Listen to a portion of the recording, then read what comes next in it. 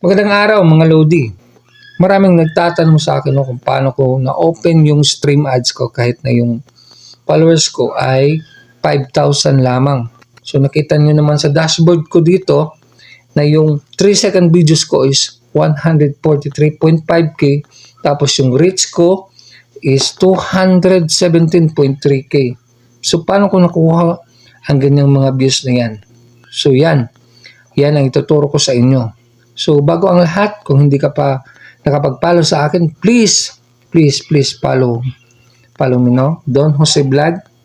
So, tara, ituturo ko sa inyo kung paano ko nakuha at paano ko na-open yung stream ads ko kahit maliit lang yung followers ko. So, ganito yan kasi. Nung una kasi, nakapag-upload ako ng maraming videos pero konti lang yung views ko. Yung pinakamarami nga 100 lang eh. So sa dami ng mga in-upload ko, pinakamarami 100 pero hindi ako sumuko. Sige lang ako ng sige. Iba't iba na yung content ng na-upload ko, ng mga video ko, iba't iba yung content pero hindi ako sumuko. Sige lang ako ng sige lang upload. Kaya one day naisipan kong mag-iba ng content. Gumawa ako ng mga reaction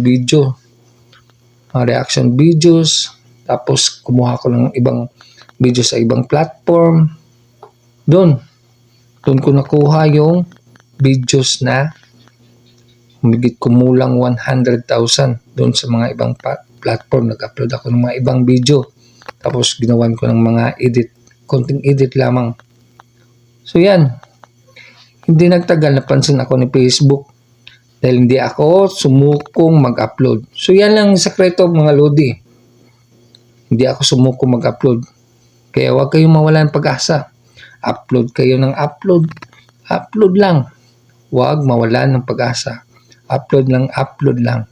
Yun lang. Think positive. Okay? Thank you.